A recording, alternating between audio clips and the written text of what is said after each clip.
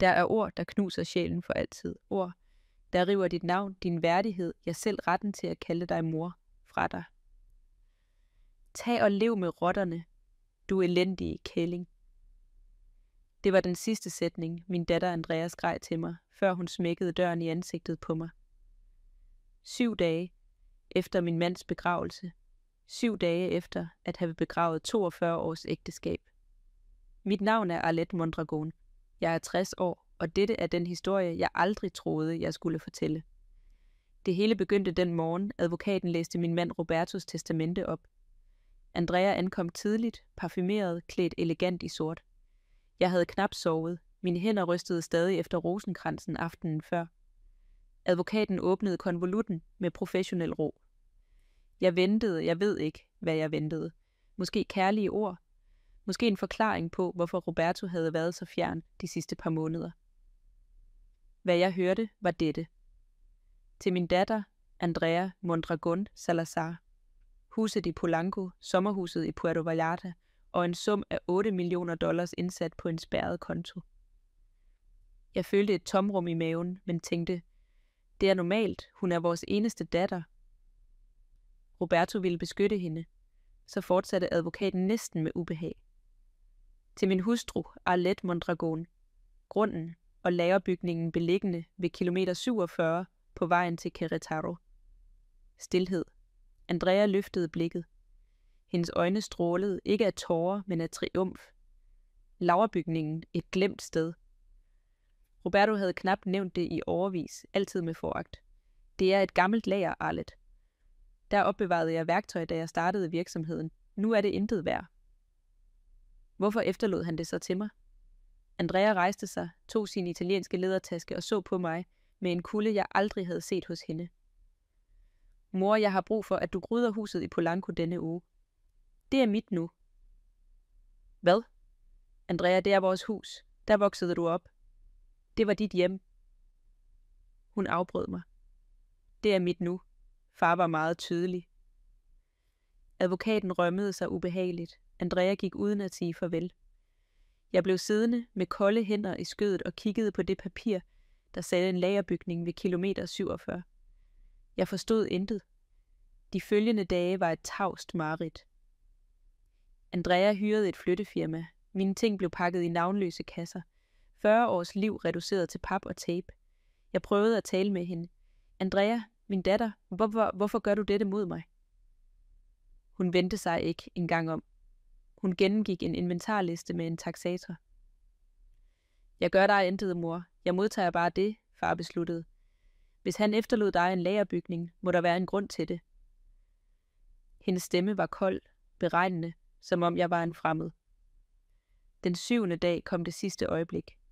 Jeg stod i stuen med en lille kuffert. Jeg vidste ikke, hvor jeg skulle tage hen. Jeg havde ingen nær familie. Mine veninder, de tilhørte alle den verden, der nu lukkede dørene for mig. Andrea kom ned ad trappen i en cremefarvet kjole. Hun skulle til en forretningsmiddag, sagde hun. Forretninger. Min datter, der aldrig havde arbejdet en dag i sit liv, talte nu om forretninger. Hun så mig fra top til tå, som om jeg var et gammelt møbel. Er du her stadig? Andrea, giv mig venligst et par dage mere. Jeg har bare brug for dage. Hun lå tørt. Mor, du har haft et helt liv, nu er det min tur.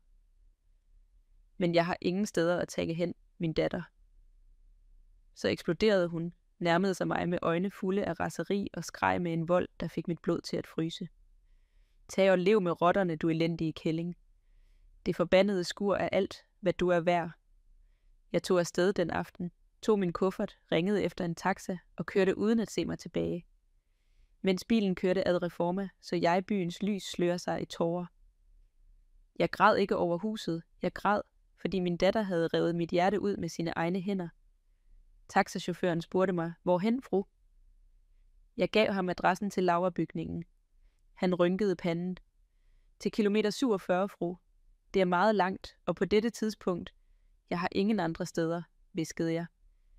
Han sagde ikke mere. Vi ankom efter midnat. Lagerbygningen lå midt i ingenting, uden lys, uden naboer. Bare en grå, gammel bygning med en rusten port og knuste vinduer. Taxachaufføren hjalp mig med kufferten. Han så på mig med medlidenhed. Er det sikkert, fru? Jeg nikkede. Jeg betalte ham med de sidste sedler, jeg havde i pungen. Jeg stod alene foran stedet. Vinden bevægede de tørre træer. Langt borte gøede en hund. Jeg skubbede porten op. Den knirkede. Indenfor lugtede der af fugt, af glemsel. Jeg tændte lommelygten på min mobil. Gulvet var dækket af støv. Der var gamle kasser, rustent værktøj, spindelvæv i hvert hjørne.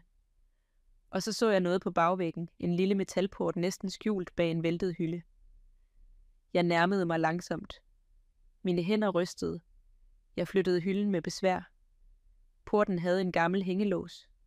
Jeg søgte blandt mine ting og huskede, i testamentets konvolut var der en lille nøgle. Advokaten havde givet mig den uden at sige noget. Jeg stak nøglen i hængelåsen. Den drejede. Indenfor var der et pengeskab indmuret i væggen. Mit hjerte bankede så voldsomt, at jeg knap kunne trække vejret. Pengeskabet havde en digital kombination og en seddeltapet fast med guldnet tape. Skriften var Robertus. Der stod Arlette. Datoen for vores første kys.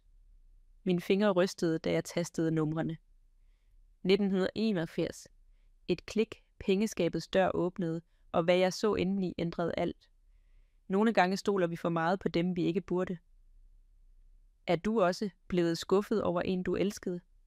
Fortæl mig din historie i kommentarerne. Jeg vil gerne læse den. Før jeg fortæller dig, hvad jeg fandt i det pengeskab, har jeg brug for, at du forstår noget. Jeg har brug for, at du ved, hvem jeg var før den aften. Før alt faldt fra hinanden, for der er en Arlette, der ikke længere eksisterer, og det gør ondt at huske hende. Jeg mødte Roberto Salazar i 1981. Jeg var 18 år og arbejdede som receptionist på et hotel i centrum. Han kom en eftermiddag med en slidt mappe og et genert smil. Han spurgte mig, om jeg kendte et sted, hvor de serverede god kaffe. Jeg anbefalede La Habana, en café 2 gader væk. Han inviterede mig med, når min vagt var slut. Den eftermiddag talte vi i 3 timer. Roberto fortalte mig, at han lige var ankommet fra Monterrey, at han ville bygge noget eget, at han troede på ærligt arbejde. Jeg forelskede mig i hans måde at se på fremtiden, som om alt var muligt. Vi giftede os 6 måneder senere. Det var et simpelt bryllup. Min mor lavede kagen. Robertos venner spillede guitar i mine forældres have. Den aften, mens vi dansede under farvede lys, hviskede Roberto i mit øre. Jeg lover dig, at du aldrig vil mangle noget, Arlette. Jeg vil bygge et imperium til dig. Jeg lå. Jeg sagde, at jeg ikke havde brug for et imperium. Jeg havde bare brug for ham. De første år var svære. Roberto arbejdede fra solopgang til solnedgang. Han startede med et lille smedeværksted. Han lavede gitterværk, porte, metalstrukturer. Han kom hjem med hænderne fulde af hård hud og trætte øjne. Jeg ventede på ham med middagen klar. Refried beans, friskbagte tortillas, hibiskusvand. Vi sad ved det lille Formica-bord, og han fortalte mig om sine planer. En dag får vi et stort hus Arlette med en have, og Andrea skal studere på de bedste skoler. Andrea blev født i 1984. Det var den lykkeligste dag i vores liv. Jeg husker Roberto grædende i hospitalets venteværelse. Da sygeplejersken rakte ham vores datter, så han på hende, som om hun var et mirakel. Hun ligner dig, sagde han med brudt stemme. Og det var sandt, Andrea havde mine øjne, mit mørke hår, men hun havde Robertos beslutsomhed. Årene gik, forretningen voksede. Roberto fik større kontrakter, industrielle konstruktioner, projekter for regeringen. Pludselig havde vi penge. Vi købte huset i Polanco, da Andrea var 7 år. Det var enormt. 3 etager. Have med springvand. Værelser med marmorbadeværelser. Jeg gik langs de gange og kunne ikke tro det. Jeg drømte stadig om vores lille hus i Naucalpan. Med det Formica-bord. Men Roberto var glad. Han sagde til mig, ser du, min skat, jeg lovede dig det. Du vil aldrig mangle noget. Og jeg manglede intet, undtagen tid med ham, for jo mere forretningen voksede, jo mere fraværende var Roberto. Rejser til Guadalajara, møder i Monterrey, middage med kunder. Jeg blev alene med Andrea. Jeg kørte hende til hendes klavertimer, til hendes tennistræning, til hendes fødselsdagsfester i haver, dekoreret med heliumballoner og dessertborde. Andrea voksede op smuk, intelligent, men også lunefuld. Hvis hun ville have noget, fik hun det. Roberto vidste ikke, hvordan han skulle sige nej til hende. Far, jeg vil have en ny iPhone. Andrea, du har en fra sidste år. Men alle mine veninder har den nye. Og Roberto købte den til hende. Jeg prøvede at tale med ham. Roberto, vi forkæler hende. Arlette, jeg arbejdede hele mit liv, så min datter ikke skulle lide, som jeg led. Lad mig give hende det, jeg aldrig havde. Hvordan kunne jeg argumentere imod det? Om søndagen spiste vi morgenmad sammen. Det var det eneste tidspunkt i ugen, hvor vi virkede som en rigtig familie. Jeg lavede grønne chilaquiles. Roberto læste avisen. Andrea tjekkede sin telefon. Jeg så på den scene og prøvede at overbevise mig selv om, at vi var glade. Men noget havde ændret sig. Jeg kunne ikke sige, hvornår præcist. Måske var det gradvist, som når en plante tørrer ud, og man opdager det først, når det er for sent. Roberto begyndte at komme senere hjem, nogle gange med lugten af whisky, andre gange med en afstand i blikket. Er du okay, min skat? Ja, Arlette, bare træt. Andrea på sin side talte mindre og mindre til mig. Som 18-årig tog hun til USA for at studere Boston, et meget dyrt universitet. Hun ringede til os en gang om måneden. Hun bad altid om penge. Mor, jeg har brug for $2.000 til bøger. Andrea, sidste semester sendte vi dig 3.000. Jamen, disse er dyrere. Eller vil du have, at jeg dumper?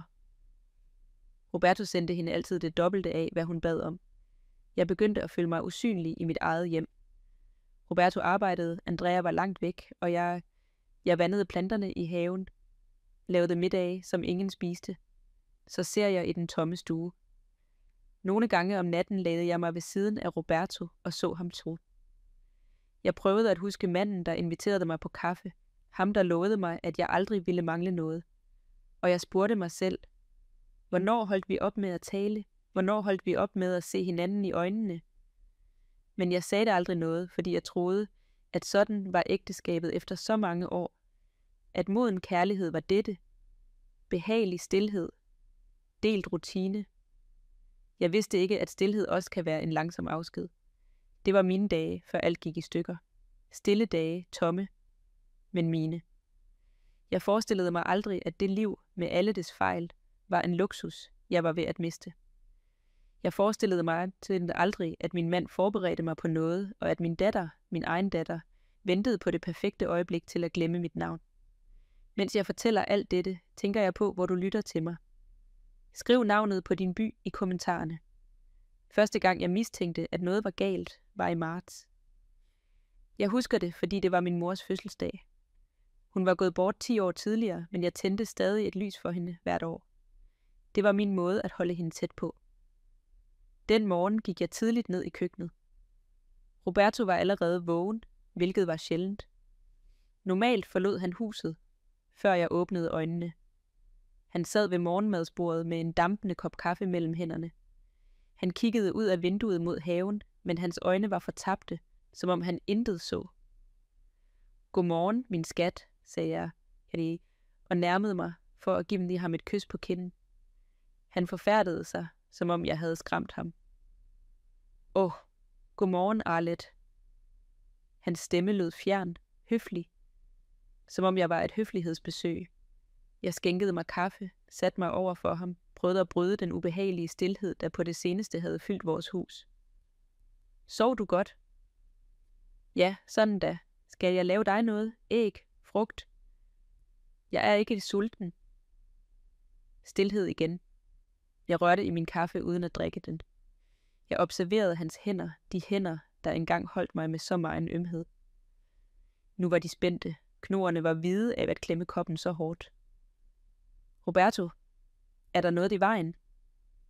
Han løftede blikket. Et sekund så jeg noget i hans øjne. Frygt eller måske skyld. Jeg er ikke sikker. Nej, alt er fint. På det seneste virker du, jeg ved ikke, bekymret. Det er arbejdsrelaterede ting, Arlette. Intet andet. Er du sikker? Du ved, du kan tale med mig. Han satte koppen på bordet med mere kraft end nødvendigt. Kaffen spildte lidt. Jeg har allerede sagt, at alt er fint. Hvorfor insisterer du? Hans tone overraskede mig. Roberto talte aldrig sådan til mig. Aldrig.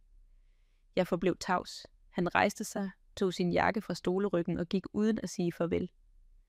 Jeg blev siddende og kiggede på den halvtomme kaffekop, kiggede på den brune plet på den hvide dug, og for første gang i 40 års ægteskab følte jeg frygt. Den aften kom Roberto hjem efter kl. 22. Jeg sad i stuen og læste en bog, jeg ikke kunne koncentrere mig om.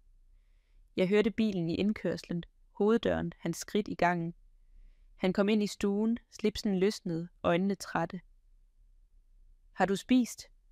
Spurgte jeg og prøvede at lyde afslappet. Ja, spiste middag med nogle kunder. Nå, okay. Han stod der, som om han ville sige noget, men gjorde det ikke. Han gik bare op ad trappen. Jeg ventede et par minutter, så gik jeg også op. Da jeg kom ind i soveværelset, var han allerede i bad. Jeg lagde mig, slukkede lyset på min side, lukkede øjnene og lod, som om jeg sov. Han kom ud af badeværelset 20 minutter senere, lagde sig på sin side af sengen. Han ønskede mig ikke engang godnat. Sådan gik dagene, ugerne, månederne. Roberto kom senere og senere hjem. Nogle gange sov han ikke engang hjemme. Han sagde, at han måtte blive på byggepladsen, at der var problemer med leverandørerne, at inspektørerne var en hovedpine. Jeg ville tro ham. Jeg tvang mig selv til at tro ham, men der var tegn, som dengang jeg fandt en restaurantkvittering i hans bukselomme, et dyrt sted i Roma, 2 personer, en regning på 3.000 pesos. Roberto, var du på Quintonil? Han løftede ikke engang blikket fra avisen. Ja, med en investor. Det har du ikke fortalt mig. Det er ikke vigtigt, Arlet, bare forretninger. Men noget i hans stemme lød ikke rigtigt. Noget tvungent. Et andet tegn, han begyndte at gå i fitnesscenter. Roberto, manden der i 20 år, havde sagt, at han ikke havde tid til at træne. Pludselig 3 gange om ugen tog han afsted kl. 6 om morgenen med en sportstaske. Jeg passer på mig selv, Arlet. Lægen sagde, at jeg har forhøjet kolesterol. Vil du have, at vi tager afsted sammen? Jeg kunne også træne. Nej, det er et fitnesscenter kun for mænd, kun vægte og sådan noget. Du vil kede dig. Han ændrede også på sin måde at klæde sig på. Før brugte han hvide skjorter og grå bukser, altid det samme. Pludselig begyndte han at købe mere moderne tøj. Marineblå skjorter, skræddersyede bukser. Et nyt ur, jeg aldrig havde set på ham. Du ser godt ud, min skat, sagde jeg sin morgen. Han smilede knap. Tak. Og så gik han. Jeg blev tilbage i det enorme, tomme hus og spurgte mig selv, hvad der foregik. Prøvede at samle puslespillet med de brikker, jeg havde, men jeg ville ikke se det fulde billede. For at se det betød at acceptere noget, der skræmte mig. Jeg begyndte at tjekke hans telefon. Ja, jeg indrømmer det. Jeg blev den kvinde, jeg aldrig troede, jeg ville blive. Den kvinde, der venter på, at hendes mand falder i søvn for at tjekke hans mobil med rystende hænder. Men Roberto var forsigtig. Han havde den altid med adgangskode, og når han gik i bad, tog han den med på badeværelset. En aften, mens han sov, så jeg hans mobil på natbordet. Skærmen tændt. En ny besked. Jeg nærmede mig langsomt. Hjertet bankede så voldsomt, at jeg troede, jeg ville vække ham.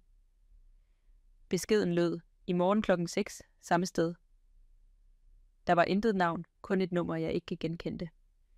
Jeg skulle til at åbne beskeden, da Roberto bevægede sig. Jeg lagde hurtigt telefonen væk og vendte tilbage til min side af sengen. Jeg kunne sove hele natten.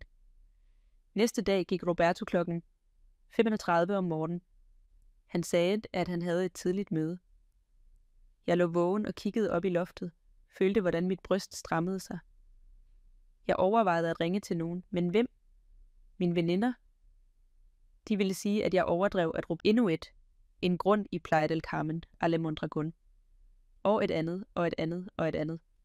Der var ejendomme, jeg ikke engang vidste eksisterede, steder jeg aldrig havde besøgt. Men det var ikke alt. Der var en blå plastikmappe. Indeni trykte ark med børsens logo. Aktier. Tusindvis af aktier i virksomheder. Jeg knap genkendte alle i mit navn. Og under alt dette en hvid konvolut, tungere end de andre. Jeg åbnede den. Det var et håndskrevet brev. Robertos skrift. Den skrå skrift, jeg havde set tusindvis af gange på fødselsdagskort og køleskabsnoter. Mit hjerte bankede så voldsomt, at jeg knap kunne trække vejret. Jeg begyndte at læse. Arle, min skat, hvis du læser dette, betyder det, at jeg ikke længere er hos dig. Og det betyder, at Andrea gjorde præcis, hvad jeg frygtede, hun ville gøre. Tilgiv mig. Tilgiv mig for ikke at have fortalt dig noget, mens jeg levede. Tilgiv mig for at lade dig gennemgå denne smerte, men jeg havde brug for at være sikker. For 2 år siden fik jeg diagnosticeret en alvorlig hjertearytmi. Lægen sagde, at det kunne være et spørgsmål om måneder eller år. Der var ingen måde at vide det på. Fra den dag begyndte jeg at forberede alt. Ikke for mig selv, for dig. Arlette, jeg kender dig. Jeg ved, at du aldrig har været en forretningskvinde. Jeg ved, at du stoler for meget. Jeg ved, at Andrea lærte at manipulere dig fra barnsben, og du giver hende altid fordel af tvivlen. Derfor gjorde jeg, hvad jeg gjorde. Jeg efterlod Andrea huset i Polanco, sommerhuset, og $8 millioner. Jeg efterlod hende det synlige, det hun forventede, det alle forventede. Men ved du, hvad mere jeg efterlod hende? Gæld. Huset i Polanco har et realkreditlån på $3 millioner, der forfalder om 6 måneder. Sommerhuset er beslaglagt på grund af restskat, og de 8 millioner er på en spærret konto, der kun frigiver $100.000 om året de næste 80 år. Andrea ved det ikke endnu. Advokaten har ordre til at informere hende 30 dage efter min død. 30 dage, hvor hun vil vise dig, hvem hun virkelig er, fordi jeg allerede ved det. Arlette, jeg ved det allerede. Vores datter er blevet til en, jeg ikke genkender. En, der kun ser tal, der kun tænker på sig selv. For 1 år siden kom hun for at bede mig om penge. Hun sagde, at hun ville investere i en forretning. Jeg gav hende $50.000. 2 uger senere fandt jeg ud af, at hun brugte dem på en tur til Europa med sine veninder. Jeg irettesatte hende. Ved du, hvad hun sagde til mig? Far, du har rigeligt. Vær ikke nærig. Nærig. Efter at have betalt for det dyreste universitet i USA. Efter at have købt hende 3 biler. Efter at have givet hende alt, hvad hun bad om i 30 år. Jeg prøvede at tale med dig, men hver gang jeg nævnte Andrea, forsvarede du hende. Hun er ung, Roberto. Hun vil modnes. Hun finder sin vej. Vær ikke så hård ved hende. Og jeg holdt kæft, fordi jeg ikke ville knuse dit hjerte. Men nu, min skat, er du nødt til at se sandheden. Til dig efterlod jeg det, der virkelig betyder noget, det jeg byggede med mine egne hænder i 40 år. Det skur, hvor du er nu, er ikke bare et gammelt lager. Det er stedet, hvor det hele begyndte. Mit første værksted, stedet, hvor jeg svejste mit første gitter, hvor jeg tilbragte hele nætter med at arbejde for at give dig et bedre liv. Og indeni, i dette pengeskab, er din sande formue. 20 ejendomme i forskellige stater. Alle genererer lejeindtægter. Alle er betalt. Aktier til en værdi af $12 millioner og en befuldmagtet fuldmagt, der udnævner dig til administrerende direktør for de 3 virksomheder, jeg grundlagde. Virksomheder, Andrea ikke engang ved eksisterer. Der er også en konvolut med kontanter, $100.000, så du ikke mangler noget de første par måneder.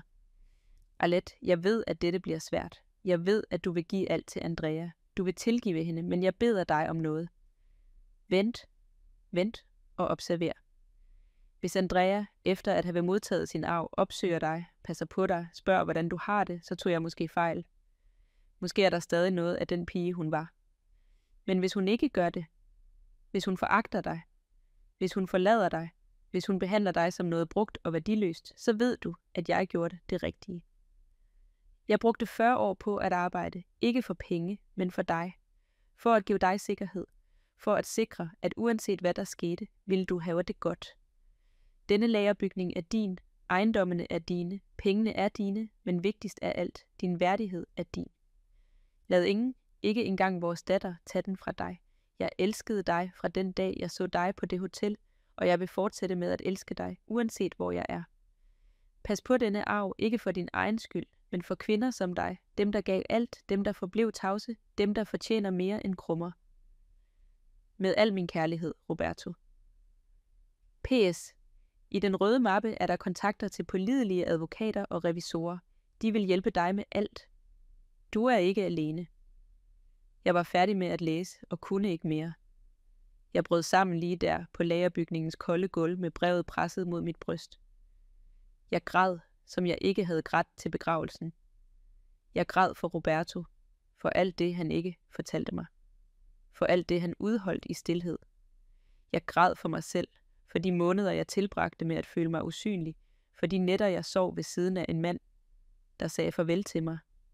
og jeg græd for Andrea, for pigen hun var, for kvinden hun blev. For Roberto havde ret.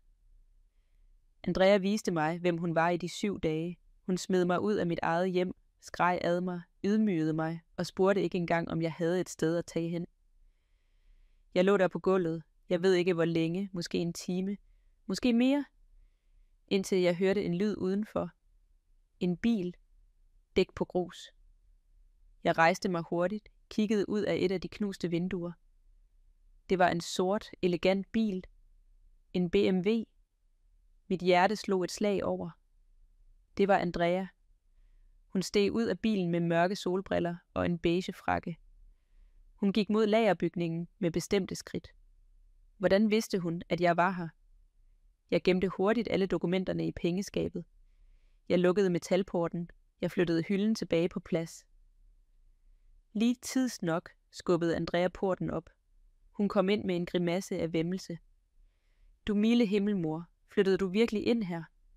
Hendes stemme, den tone, som om jeg var en hjemløs. Andrea, hvad laver du her? Jeg kom for at give dig det her. Hun rakte mig en plastikpose. Indeni var der tøj. Mit tøj, men ikke det hele. Kun nogle gamle bluser, et par slidte sko. Jeg fandt det i dit skab. Jeg tænkte, du ville få brug for det. Hun sagde det ikke. Jeg savner dig. Nej, hun sagde det ikke. Hvordan har du det? Nej, hun sagde det ikke. Tilgiv mig. Hun rakte mig bare en pose tøj, som om hun gav almisser. Tak, min datter, mumlede jeg. Hun kiggede sig omkring i lejrbygningen med knapt skjult foragt. Virkelig. Far efterlod dig dette sted. Hvor grusomt. Noget inden i mig vred sig, men jeg forblev tavs. Nå, jeg er nødt til at gå. Jeg har et møde med arkitekten. Jeg skal renovere huset i Polanco, ændre alt. Den gamle stil, I havde, passer ikke længere. Gammel stil. Hun mente de gardiner, jeg selv havde valgt, de møbler, Roberto og jeg havde købt sammen. Andrea, synes du ikke, det er for tidligt at renovere? Hun tog sine briller af, så på mig med kulde. Mor, faren er væk. Livet går videre. Jeg har planer. Jeg vil ikke sidde fast i fortiden som dig. Hvert ord var et stiksår. Jeg forstår, sagde jeg med skælvende stemme. Og en ting mere. Jeg skal bruge din underskrift på nogle papirer. Hvilke papirer? Advokaten siger, at der er nogle mindre ejendomme, der stod i fars og dit navn, værdiløse ting, men jeg skal have værdi til at give afkald på din del, så jeg kan sælge dem. Mit hjerte stoppede. Sælge dem? Ja, mor. Vær ikke besværlig. Det er grunde midt i ingenting. De er til ingen nytte, men med salget kan jeg færdiggøre renoveringen. Hun talte om min formue, om de ejendomme Roberto havde efterladt mig. Hvordan kendte hun dem? Med mindre hun også havde gennemgået Robertos papirer, søgt, ventet. Jeg slugte spyttet. Andrea, jeg er nødt til at tænke over det. Hun kneb øjnene sammen. Tænke over det? Mor, hvad er der at tænke over? Det er for dit eget bedste. Eller tror du måske, du kan administrere ejendomme alene? Jeg ved det ikke, min datter. Giv mig bare et par dage. Andrea lå tørt. Utroligt. Far havde ret. Du er stædig. Far sagde det til dig. Hun tav. Hun indså, at hun havde sagt for meget. Glem det. Tænk over det, men tag dig ikke for lang tid. Jeg har planer. Hun vendte sig om og forlod lagerbygningen uden at sige farvel.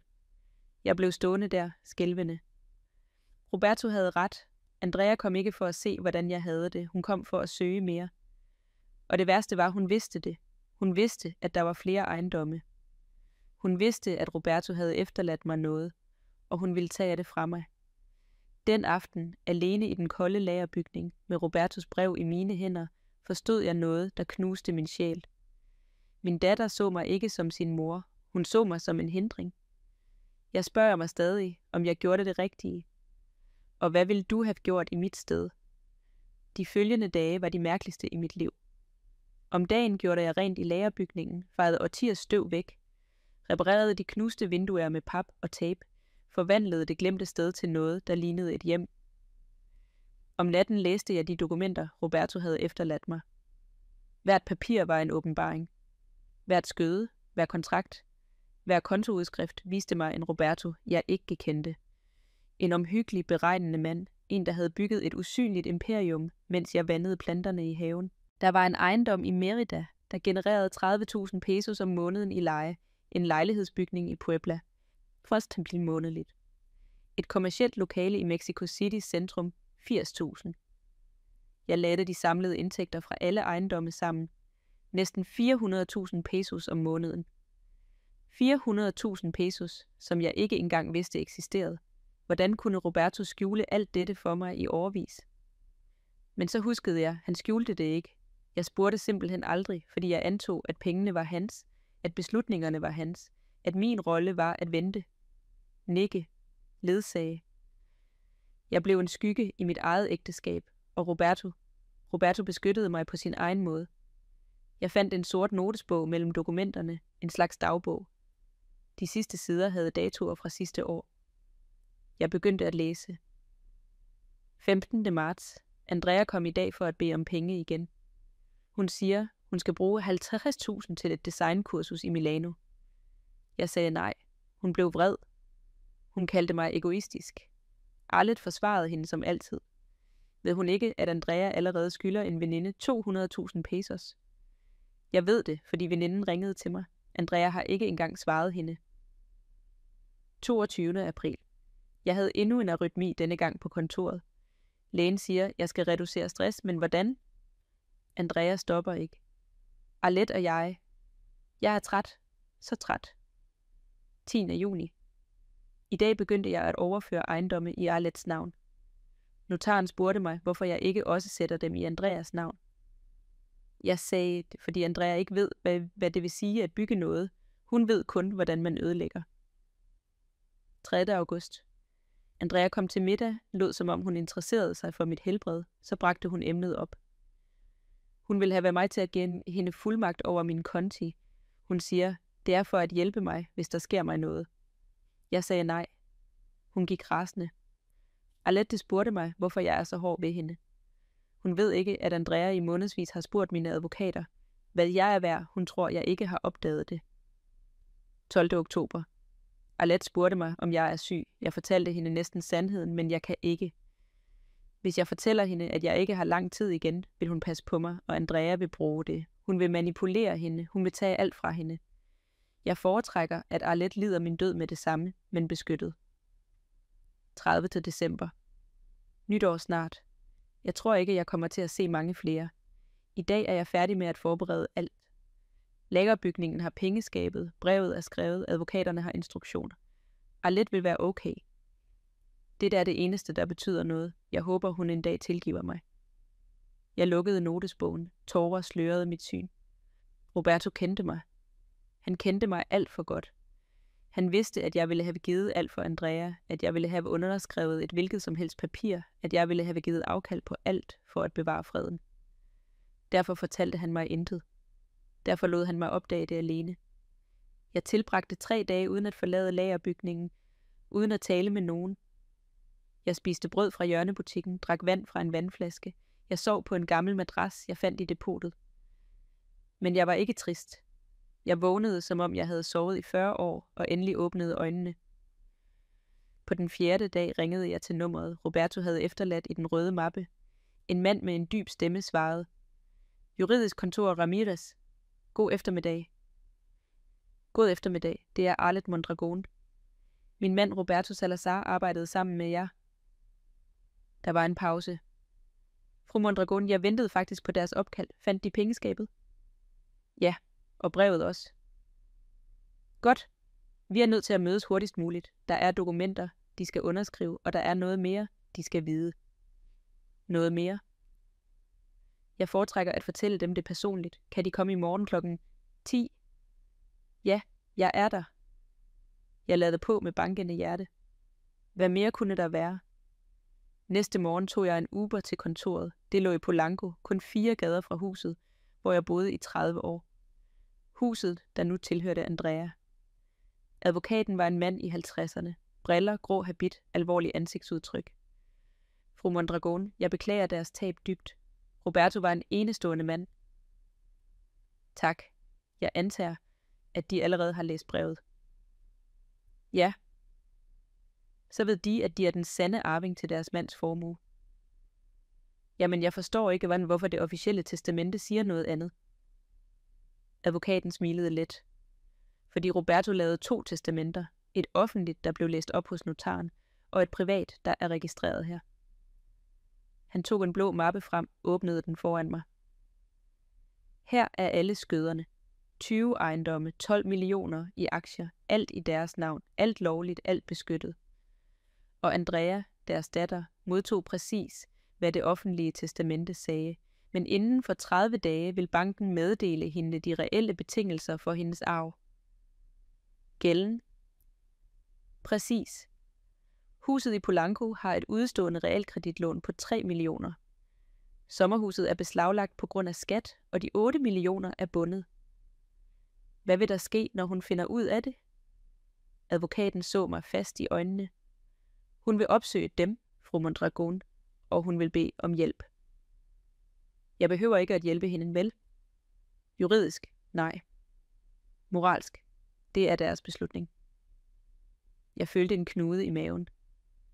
Må jeg spørge dem om noget, advokat? Selvfølgelig. Tror de, at Roberto var grusom over for Andrea? Han lænede sig tilbage i sin stol, foldede hænderne. Fru Mondragon, jeg arbejdede med Roberto i 15 år. Jeg så ham bygge hver ejendom. Jeg så, hvordan han vågede over kontrakter, hvordan han sprang måltider over for at indgå aftaler. Han holdt en pause, og jeg så også, hvordan hans datter kom for at bede ham om penge hver måned, hvordan hun aldrig spurgte, hvordan han havde det, hvordan hun kun talte om, hvad hun ville købe.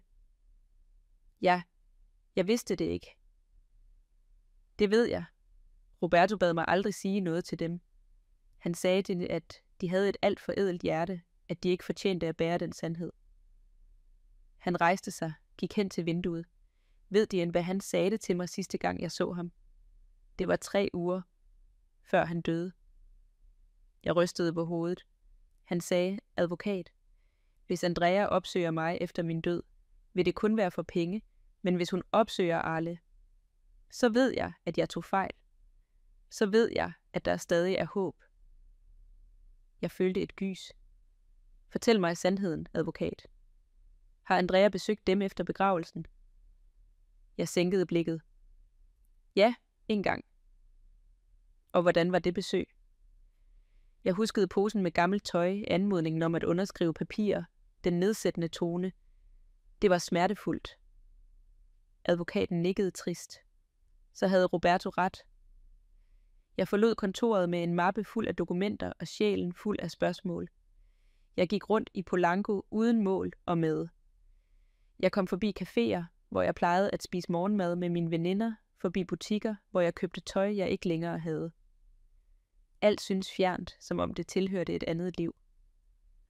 Jeg kom foran huset, mit hus, det i Polanco. Der holdt en ombygningslastbil udenfor. Arbejdere gik ind og ud bærende på møbler. Jeg så min yndlingssofa smidt ud på fortovet, lænestolen, hvor Roberto læste avisen, spisebordet, hvor vi fejrede 30 juleaftener. Alt i skrald. Andrea stod ved indgangen og gav ordre til formanden. Hun så mig. Et øjeblik mødtes vores øjne. Jeg ventede på, at hun skulle krydse gaden, at hun skulle spørge mig, hvordan jeg havde det, at hun skulle fortælle mig, at hun savnede mig. Men hun kiggede bare på mig og vendte sig om. Hun gik ind i huset og lukkede døren. Der, stående på det fortov, se mine minder i skrald og min datter vende mig ryggen, forstod jeg noget. Roberto var ikke grusom over for Andrea. Han var realistisk. Og nu måtte jeg beslutte, hvad jeg skulle gøre med den virkelighed. For om 22 dage mere, når banken meddelte hende gælden, ville Andrea komme tilbage, og denne gang ville hun ikke komme med en pose tøj. Hun ville komme med krav. Spørgsmålet var, ville jeg være klar til at møde hende? Jeg vendte tilbage til lagerbygningen med hjertet knust i stykker. Jeg satte mig på det kolde gulv med ryggen mod betonvæggen og lod tårerne strømme. Jeg græd i timevis. Jeg græd, indtil jeg ikke havde flere tårer tilbage. Jeg græd for Roberto, for alle de hemmeligheder, han bar alene, for alle de nætter, han lod, som om alt var fint, mens hans hjerte bogstaveligt talt brød. Jeg græd for Andrea, for pigen hun var, for kvinden hun blev, Og jeg græd for mig selv, for de 40 år, jeg tilbragte med at være imødekommende, være usynlig, være den perfekte hustru, der aldrig spurgte, aldrig tvivlede, aldrig klagede. Da jeg ikke kunne græde mere, rejste jeg mig, åbnede pengeskabet igen, tog alle dokumenterne ud og bredte dem ud på et gammelt bord, jeg havde rengjort. Jeg havde brug for at forstå. Jeg havde brug for at se klart. Der var 20 ejendomme. Jeg talte dem en efter en. 3 huse i Querétaro, 2 lejlighedsbygninger i Puebla, en ranch i Guanajuato, kommercielle lokaler i Monterrey, Guadalajara og Mexico City, grunde i Playa del Carmen, Tulum og Los Cabos. Hver havde sit skøde, sin lejekontrakt, sin kontoudskrift. Roberto havde bygget dette i 30 år, ejendom efter ejendom. Mursten for mursten. Og jeg vidste intet. Jeg følte skam. Lille. Hvilken slags hustru ved ikke, hvad hendes mand bygger? Men så huskede jeg noget, advokaten havde sagt. Roberto sagde, at de havde et alt for ædelt hjerte. Ædelt eller naivt? Måske begge dele. Jeg tilbragte de følgende dage med at studere hvert dokument. Jeg ringede til de revisorer, hvis numre Roberto havde efterladt. Jeg stillede dem spørgsmål. Jeg tog noter. Jeg lærte, hvordan lejeindtægter, skatter og skøder fungerede. Kontrakterne var som at lære et nyt sprog, men lidt efter lidt begyndte jeg at forstå, og for hver dag, der gik, følte jeg noget mærkeligt vokse inde i mig. Det var ikke tristhed, det var styrke. En uge efter mit besøg hos advokaten modtog jeg et opkald. Ukendt nummer. Hallo? Mor? Det var Andrea, men hendes stemme lød anderledes, mindre kold, næsten nervøs. Hej min datter. Mor, jeg er nødt til at tale med dig. Kan du komme hjem til huset? Andrea, det er ikke mit hjem længere. Det ved jeg, men det er vigtigt. Vær venlig. Der var noget i hendes tone, noget desperat. Hvad skete der? Det handler om fars arv. Der er et problem. Der var det. Banken havde allerede informeret hende. Hvilken slags problem? Mor, vær venlig. Jeg vil ikke tale i telefon. Kan du komme? Jeg tøvede. En del af mig ville lægge på. En anden del var stadig den mor, der altid løb, når hendes datter ringede. Okay, jeg kommer om en time. Da jeg ankom til huset i Polanco, var renoveringen halvt færdig. Der lå murbrokker i haven, vægge var væltet. Stedet lignede en krigszone. Andrea ventede på mig i stuen, eller hvad der var tilbage af den. Hun var bleg, med mørke rande under øjnene, uden makeup. Hendes hår, der altid var perfekt, var nu samlet i en sjusket hestehale. Mor, tak fordi du kom. Hun så oprigtigt bange ud. Fortæl mig, hvad skete der? Hun satte sig på en skammel, det eneste møbel, der var tilbage. Banken ringede til mig for 3 dage siden, og de fortalte mig, at huset har et realkreditlån på $3 millioner, og at jeg skal begynde at betale om 30 dage. Jeg forstår. Er det alt, du vil sige? Hendes stemme steg i tonehøjde. Mor, det er $3 millioner. Jeg har ikke de penge. Jeg troede, far efterlod dig 8 millioner. Jamen, men det er på en mærkelig konto. Jeg kan kun hæve $100.000 om året. Resten er blokeret i 80 år. Hun holdt hænderne for ansigtet. Jeg forstår ikke, hvorfor far ville gøre dette. Hvorfor ville han efterlade mig et hus med gæld? Hvorfor ville han give mig penge, jeg ikke kan bruge? Jeg forblev tavs og observerede hende. Mor, sig noget. Hvad vil du have, jeg skal sige, Andrea? Jeg ved det ikke. Noget. Hvad som helst. Dette er et mareridt. Og sommerhuset? Hun lå bittert. Beslaglagt på grund af restskat. Jeg kan ikke engang sælge det. Det er et forbandet rod. Hun rejste sig, begyndte at gå i cirkler. Jeg brugte næsten 1 million på denne renovering. Jeg troede, jeg havde penge nok. Og nu kræver banken betalinger, arkitekterne sagsøger mig, og jeg har ingenting. Tårer løb ned af hendes kinder. Mor, jeg har brug for din hjælp. Der var det, hvad Roberto havde forudsagt. Hvilken slags hjælp? Advokaten siger, at far havde andre ejendomme, mindre ejendomme i dit navn, og jeg har brug for, at du sælger dem eller overfører dem til mig. Jeg har brug for de penge, mor. Det er en nødsituation. Hun så på mig med bønfaldende øjne. Vær venlig. Jeg er din datter. Jeg følte en dyb smerte i brystet, fordi den sætning, jeg er din datter, den var den samme sætning, hun burde have husket, da hun smed mig ud af dette hus. Andrea, de ejendomme er ikke mindre. Hun rynkede panden. Hvad? Der er 20 ejendomme. De genererer lejeindtægter. De er min levebrød. 20? Men hvordan? Advokaten sagde, det var værdiløse grunde. Advokaten løj, eller du forstod, hvad du ville forstå. Andrea forblev tavs og bearbejdede det. Så du har penge? Jeg har en formue. Ja. Hendes øjne lyste op. Mor, det er perfekt. Så kan du hjælpe mig. Kan du betale husets realkreditlån eller låne mig penge indtil jeg... Nej. Ordet kom fast og klart. Andrea blinkede. Hvad? Jeg vil ikke hjælpe dig, Andrea. Hvorfor ikke? Fordi for 2 uger siden, da du smed mig ud af dette hus, spurgte du ikke, om jeg havde penge. Du spurgte ikke, hvor jeg skulle tage hen. Det rørte dig ikke, om jeg skulle sove på gaden. Mor, det er anderledes. Nej, det er det ikke anderledes. Du råbte ad mig, ydmygede mig, kaldte mig en elendig kælling, sagde til mig, at jeg skulle bo med rotterne. Andreas sænkede blikket. Jeg var vred. Jeg mente det ikke. Nej, for det føltes meget alvorligt. Mor, vær venlig. Du kom for at se mig en gang efter begravelsen. Kun en gang. Og det var ikke for at spørge, hvordan jeg havde det. Det var for at bede mig om at underskrive papirer, for at jeg skulle give afkald på det lille, jeg havde tilbage. Jeg vidste ikke, at de ejendomme var vigtige. Men det rørte dig ikke. Du ville have mig til at underskrive, uden at spørge, uden at læse, fordi du antog, at jeg er dum. Min stemme begyndte at bryde. 40 år, Andrea. 40 år gav jeg dig alt.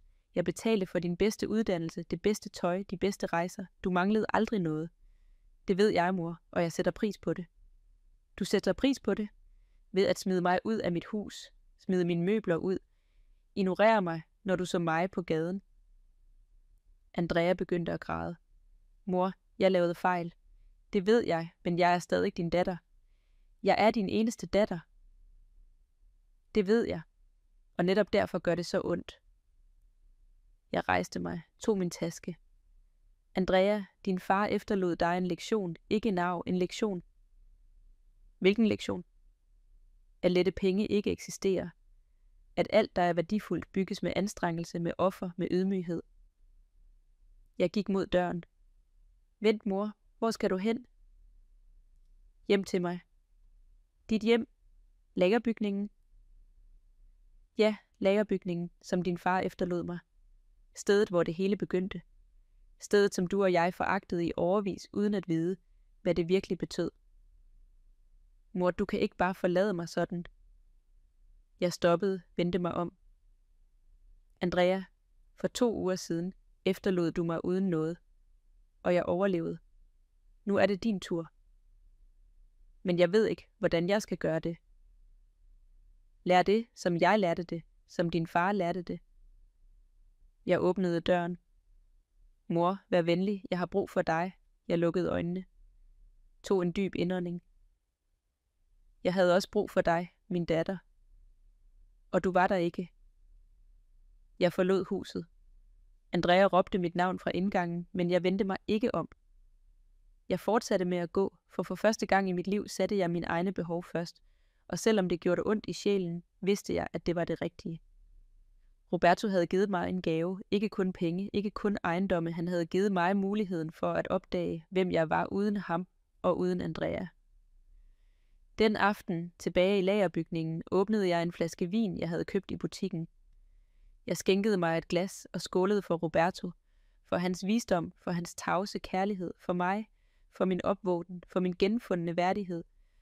Og ja, selv for Andrea, for måske, bare måske, ville dette fald lære hende at rejse sig, ligesom jeg lærte det.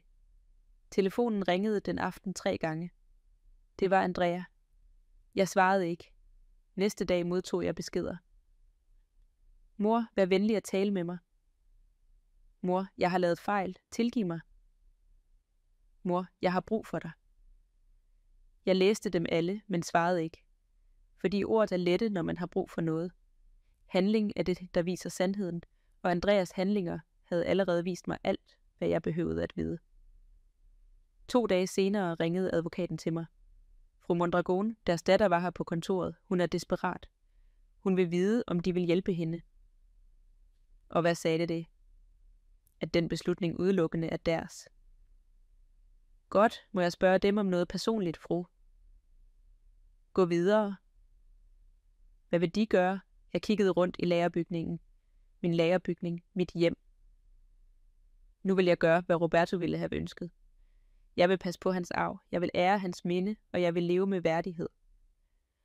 Og Andrea har alt, hvad hun behøver for at lære. Hun har ungdom, hun har sundhed. Hun har $100.000 om året sikret. Jeg holdt en pause. Hvad hun ikke har, er nogen til at redde hende, og måske er det præcis det, hvad hun har brug for. Advokaten sukkede. Roberto ville være stolt af dem. Jeg lavede på, og for første gang i uger smilede jeg, for jeg forstod noget fundamentalt. En mors kærlighed betyder ikke at ofre sig, indtil man forsvinder. Det betyder at undervise, at vejlede, og nogle gange at lade dem falde, så de lærer at flyve, eller i det mindste at rejse sig. Der gik 2 uger. 2 uger, hvor jeg ikke besvarede Andreas opkald. 2 uger, hvor jeg koncentrerede mig om at genopbygge mit liv fra bunden. Lagerbygningen lignede ikke længere et forladt depot. Jeg havde hyret en murer fra den nærliggende by til at reparere vinduerne. Jeg købte enkle gardiner, et gaskomfur, et træbord. Om morgenen spiste jeg kaffe med sødt brød, mens jeg gennemgik ejendommenes kontoudtog. Om eftermiddagen ringede jeg til lejere for at sikre mig, at alt var i orden. Jeg lærte langsomt, med fejl, men jeg lærte. En eftermiddag, mens jeg vandede planterne, jeg havde købt for at gøre stedet hyggeligere, hørte jeg en bil udenfor. En bil, jeg kendte alt for godt, Andreas BMW. Mit hjerte accelererede. Hun kom ikke alene. Hun steg ud af bilen med en ældre kvinde. Elegant, hvidt, perfekt stylet hår. Buksedragt. Det var Leonor, Robertos mor. Min svigermor, jeg havde ikke set hende siden begravelsen. Andrea gik mod lagerbygningen med bestemte skridt. Leonor fulgte langsommere, støttende sig til en stok. Mor, vi skal tale. Hej, Andrea. Fru Leonor. Leonor så på mig med et udtryk, jeg ikke kunne tyde. Skuffelse, tristhed. Arlette, må vi komme ind? Selvfølgelig. Jeg lukkede dem ind. Andrea kiggede sig omkring med knapt skjult foragt. Leonor derimod observerede alt med nysgerrighed. Jeg ser, at du har ordnet stedet, sagde Leonor. Jeg prøver at gøre det til et hjem. Roberto elskede altid dette sted. Her startede det hele, ved du? Ja, det ved jeg. Leonor satte sig i den eneste stol, jeg havde. Andrea stod med armene over kors. Mor, jeg har fortalt bedstemor alt om arven, om gælden, om alt. Jeg så på Leonor. Hun nikkede langsomt. Arlette, Andrea kom og så mig for 3 dage siden. Hun var desperat, grædende. Hun fortalte mig, at hun har brug for hjælp. Jeg forstår. Hun fortalte mig også, at du har ejendomme, penge, og at du ikke vil hjælpe hende. Jeg følte en knude i maven. Fru Leonor, fortalte Andrea dig, hvad der skete efter begravelsen? Leonor så mig fast i øjnene. Hun fortalte mig sin version. Sin version. Andrea afbrød nervøst. Mor, jeg indrømmede, at jeg tog fejl, at jeg behandlede dig dårligt, men det var i et øjebliks sorg. Jeg havde lige mistet min far. Jeg mistede også min mand, Andrea, og du smed mig ud af mit hus 7 dage senere. Det var en fejl. Det ved jeg, men du kan ikke straffe mig for evigt. Leonor løftede hånden. Arlette, lad mig spørge dig om noget. Er det sandt, at du har penge nok til at hjælpe Andrea? Ja. Og du vil ikke gøre det? Nej. Hvorfor? Jeg tog en dyb indånding. Fordi Roberto ikke ville have, at jeg gjorde det. Andrea lå bittert. Far sagde det til dig? På en måde, ja. Det er latterligt. Far elskede mig. Han ville aldrig have ønsket at se mig sådan her. Din far elskede dig så højt, at han efterlod dig den vigtigste lektie i dit liv, og jeg vil ikke ødelægge den ved at redde dig. Leonora rejste sig langsomt, gik hen til mig, tog mine hænder. Arlette, jeg forstår, at du er såret. Det gør jeg virkelig, men Andrea er din datter. Hun er alt, hvad du har tilbage af Roberto. Det ved jeg.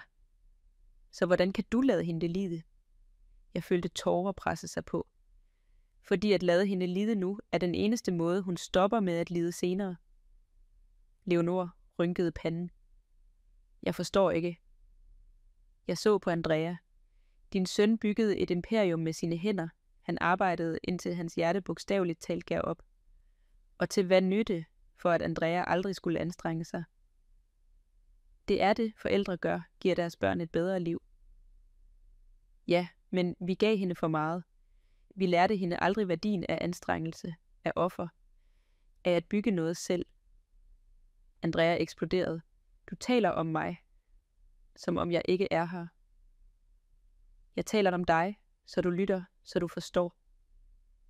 Jeg nærmede mig hende. Andrea, du er 38 år, og du har aldrig arbejdet en eneste dag i dit liv. Det er ikke sandt. Jeg studerede på universitetet. Hvad? Kunsthistorie, og hvornår brugte du den titel? Aldrig, fordi far gav dig alt, hvad du bad om. Det er ikke min skyld, at far var generøs. Nej, det er ikke din skyld, det er vores.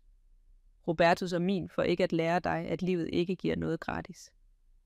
Leonora afbrød. Arlette, jeg forstår dit synspunkt, men Andrea er i en desperat situation. Hun har gæld, kreditorer jager hende. Hvis hun mister huset, så vil hun lære. Lære hvad? At ende på gaden?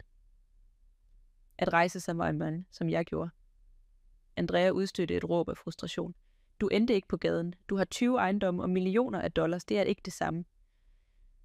Du har ret. Det er ikke det samme, for jeg vidste ikke, at jeg havde det, da jeg kom her. Jeg tilbragte 3 dage med at tro, at jeg havde mistet alt. 3 dage med at spise tørt brød og sove på en gammel madras. Jeg pegede rundt. Dette sted var fyldt med rotter, med fugt, med glemsel. Og jeg gjorde det rent med mine egne hænder, fordi jeg ikke havde andre muligheder. Men du havde valgmuligheder. Du kunne have ringet til advokaten fra den første dag. Ja, det kunne jeg, men det gjorde jeg ikke, fordi jeg havde brug for at føle smerten. Jeg havde brug for at ramme bunden. Jeg havde brug for at forstå, hvem jeg var uden din far, uden dig, uden noget. Tårer løb ned af mit ansigt. Og det er det, du har brug for, Andrea. Du skal ramme bunden, for kun der vil du opdage, hvem du virkelig er. Andrea faldt sammen på gulvet. Jeg hader dig. Jeg kan ikke tro, at du gør dette mod mig. Du er min mor. Mødre skal beskytte deres børn. Og det gør jeg, bare ikke på den måde, du forventede. Leonora rystede på hovedet. Arlette, du skuffer mig. Jeg troede, du var anderledes. De ord ramte mig som en lussing. Anderledes end hvad, fru Leonora? End de egoistiske mødre, dem der kun tænker på sig selv. Egoistisk? Jeg tilbragte 40 år med at sætte alle andre først, Roberto. Andrea, ja. Jeg udslettede mig selv. Jeg blev usynlig.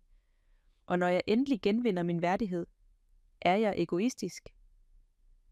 Du har penge nok. Du kan hjælpe din datter uden at ruinere dig selv, og du gør det ikke. Fordi at hjælpe hende nu ville ødelægge hende. Det er en undskyldning, er det ikke? Er det så okay? Det er den sandhed, Roberto opdagede, før han døde. Jeg tog Robertos dagbog ud af skuffen på bordet. Jeg havde opbevaret den der, læst i den hver aften. Fru Leonora, vil du vide, hvad din søn skrev om Andrea? Jeg rakte hende notesbogen, åben på en specifik side. Leonora tog den. Læste tavst, hendes ansigtsudtryk ændrede sig. Fra vrede til tristhed. Fra tristhed til forståelse. Dette skrev Roberto. Ja, han vidste det. Han vidste, at Andrea... Hun afsluttede ikke sætningen. Andrea rejste sig hurtigt. Hvad står der? Hvad skrev far om mig? Leonor lukkede notesbogen langsomt. Ting han burde have fortalt dig i levende liv, men det gjorde han ikke, fordi han elskede dig for meget. Bedstemor, vær venlig. Leonor nærmede sig Andrea, tog hendes ansigt i begge hænder. Min barnebarn, din far, efterlod dig ikke en arv. Han efterlod dig en prøve, og du dumper. Andrea trak sig brat væk. Du også? Vil du også forlade mig? Jeg forlader dig ikke. Jeg fortæller dig sandheden, noget ingen turde gøre før. Perfekt. Så er alle enige. Lad mig falde. Hvad betyder det? Hun gik mod døren. Andrea, vent, sagde jeg. Hun stoppede. Hun vendte sig ikke om. Hvad? Jeg vil ikke have, at du synker. Jeg vil have, at du lærer at svømme. Det er det samme. Nej, det er det ikke. At synke er at give op. At svømme er at kæmpe. Stilhed. Andrea, se på mig. Hun vendte sig langsomt. Hendes øjne var røde, hævdede. Da du var barn, husker du din kanin? Hun blinkede, forvirret over emneskiftet. Copito. Ja, Copito. Du elskede den af hele dit hjerte. Du passede den, gav den mad, gjorde dens bur rent. Og hvad har det med noget at gøre? Ingen tvang dig til at gøre det. Du gjorde det, fordi du elskede det dyr, fordi det betød noget for dig. Andrea sænkede blikket. Da Copito døde, græd du i dagevis. Din far ville købe dig en anden kanin med det samme, men du sagde nej, at ingen kanin kunne erstatte Copito. Mor, jeg forstår ikke, hvor du vil hen. Den pige, der elskede en kanin så meget, at hun ikke ville erstatte den. Den, der gjorde dens bur rent uden at klage. Den, der græd over noget, hun elskede. Den pige er der stadig, Andrea. Tårerne vendte tilbage til hendes øjne. Nej, den pige døde for længe siden. Nej, hun sover, og den smerte, du føler nu, vil vække hende. Andrea rystede på hovedet. Jeg kan ikke gøre dette alene, mor. Jo, det kan du, fordi du er min datter, og fordi du har Robertos blod løbende i dine årer. Og Roberto gav aldrig op. Far behøvede aldrig at stå over for noget lignende. Din far startede med ingenting, med et lånt værksted og gammelt værktøj, og han byggede et imperium. Jeg gik hen til hende. Du har $100,000 om året garanteret. Du har sundhed. Du har ungdom. Du har mere, end Roberto havde, da han startede. Men jeg ved ikke, hvordan jeg skal gøre det. Ingen ved, hvordan man gør det, før man gør det. Andrea stod der rystende. Hvis jeg hjælper dig nu, fortsatte jeg. Om 5 år vil du være i samme situation, fordi du intet vil have lært. Og hvis jeg ikke kan, og hvis jeg fejler, så fejler du, og du rejser dig, og du prøver igen. Leonor nærmede sig os. Andrea, din mor har ret, og jeg var en del af problemet. Vi forkælede for meget, beskyttede for meget. Hun så på Andrea med tårer i øjnene. Men jeg kan ikke længere beskytte dig mod livet. Ingen af os kan. Kun du kan redde dig selv. Andrea kiggede. Jeg ved ikke, om jeg kan. Du kan, sagde Leonor, og jeg samtidig. Andrea kiggede på os begge, så uden at sige mere, forlod hun lagerbygningen. Jeg så hende stige ind i sin bil. Jeg så hende køre væk af den grusvej. Leonor og jeg stod der tavse. Gjorde vi det rigtige, spurgte hun mig. Det ved jeg ikke, fru Leonor, men jeg ved, at det var det ærlige. Hun nikkede trist. Roberto sagde altid, at sand kærlighed nogle gange gør ondt. Ja, det gør meget ondt. Leonor nærmede sig og omfavnede mig. Tilgiv mig, Arlet, for at dømme dig. For ikke at forstå. Du har intet at tilgive. Jo, det har jeg. Jeg forkælede hende også, og nu ser jeg konsekvenserne. Hun slap mig, så mig i øjnene. Min søn efterlod dig en gave, men han efterlod dig også en byrde. Byrden ved at være stærk, når Andrea ikke kan være det. Det er en tung byrde, det ved jeg, men han vidste, at du kunne bære den. Leonor tog afsted kort efter. Jeg blev alene tilbage i lagerbygningen. Den aften kunne jeg ikke sove. Jeg spurgte mig selv, om Andrea ville være okay, om hun ville forstå, om hun en dag ville takke mig, eller om hun ville hade mig for evigt. Men én ting vidste jeg med sikkerhed. Jeg havde gjort, hvad Roberto havde bedt mig om. Ikke med ord, men med sin tavshed. Med sin plan. Med sin kærlighed. Og nu var der kun tilbage at vente på, at livet lærte Andrea, hvad vi aldrig kunne lære hende. At vente på, at karma gjorde sit arbejde, for konsekvenserne, gode eller dårlige, kommer altid. Og denne gang ville de komme for os alle. Der gik 6 uger, hvor mit liv ændrede sig fuldstændigt. Jeg havde tilmeldt mig et kursus i ejendomsadministration i Querétaro. 3 gange om ugen tog jeg bussen klokken 6 om morgenen og vendte tilbage ved skumringstid. Jeg lærte om kontrakter, om skattelovgivning, om hvordan man forhandler med lejere, hvordan man spotter investeringsmuligheder. Jeg var den ældste studerende i gruppen. De andre var 20-25 år. I starten kiggede de nysgerrigt på mig, så med respekt, for jeg lavede alle opgaverne, tog omhyggelige noter, stillede spørgsmål. En eftermiddag efter timen stoppede professoren mig. Fru Mondragon, må jeg spørge dem om noget? Selvfølgelig, professor. Hvorfor tager de dette kursus? De har tydeligvis erfaring. Jeg lå. Nej, professor, jeg har ingen erfaring. Indtil for 2 måneder siden vidste jeg intet om dette. Han rynkede panden. Men de spørgsmål, de stiller, de sager, de analyserer, de taler som en, der har været i dette i årevis. Det er fordi, jeg endelig lyttede.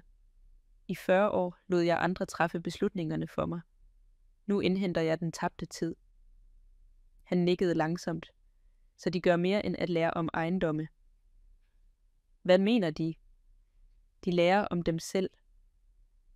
De ord blev hos mig hele vejen hjem. Han havde ret. Jeg lærte ikke kun at administrere ejendomme.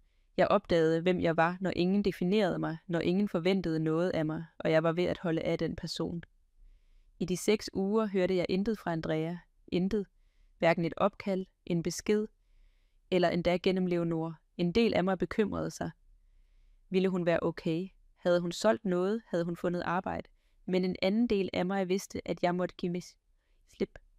Give slip på kontrollen. Give slip på skylden. Give slip på behovet for at redde hende.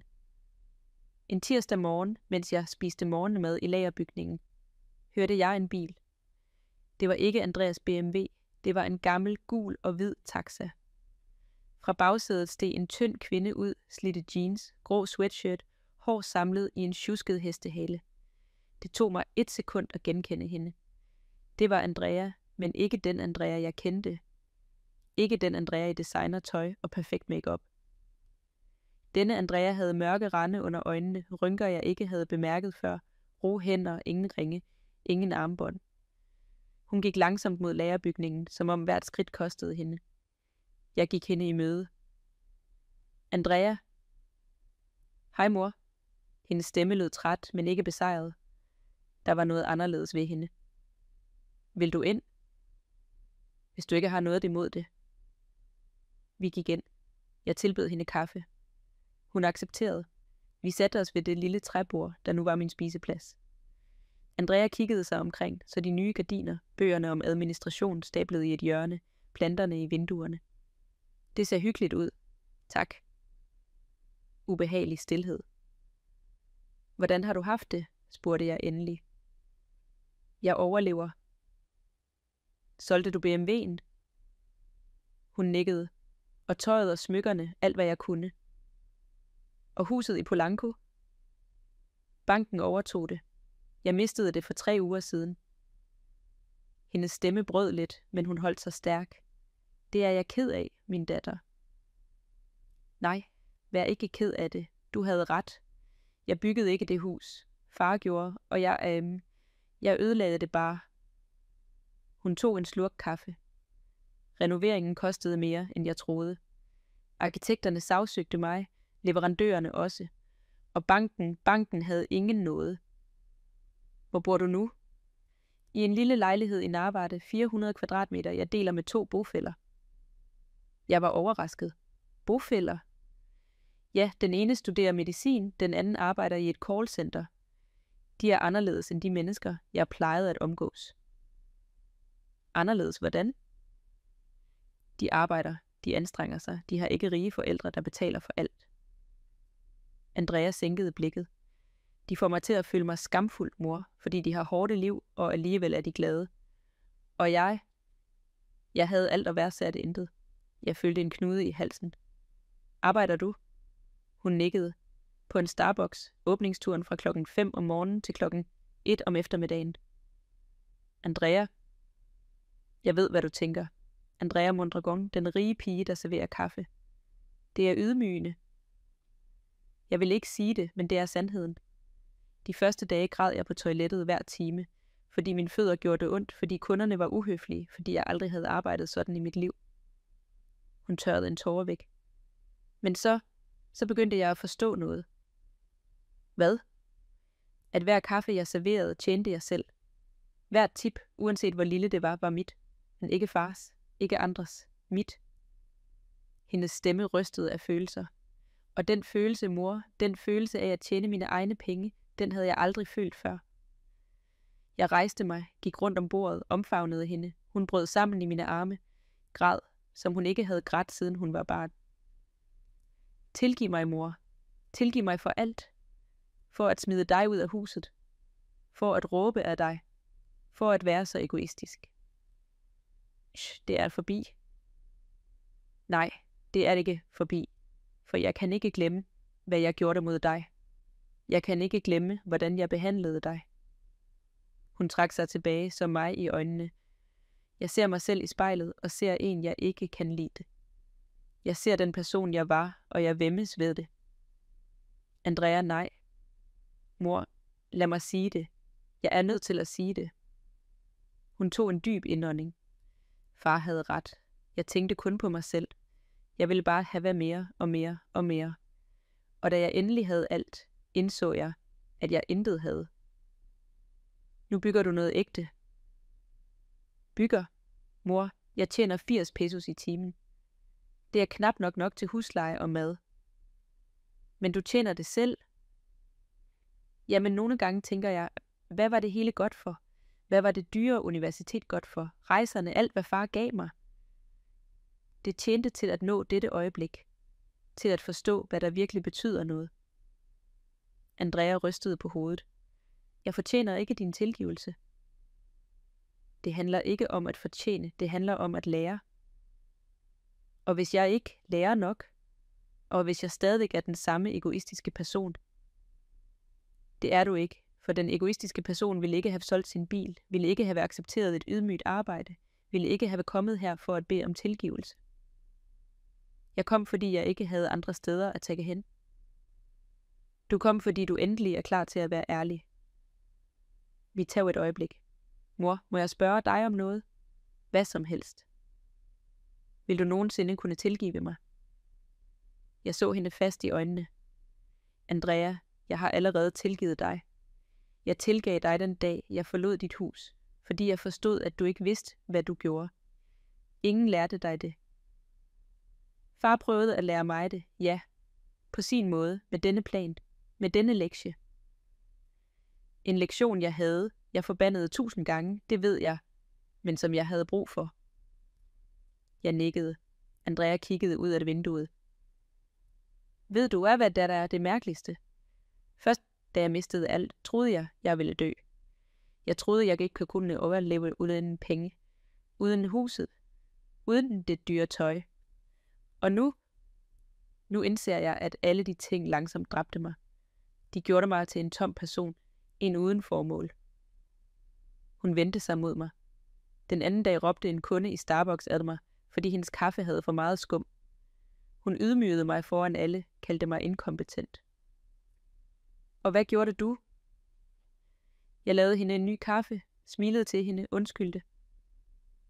Det må have været svært.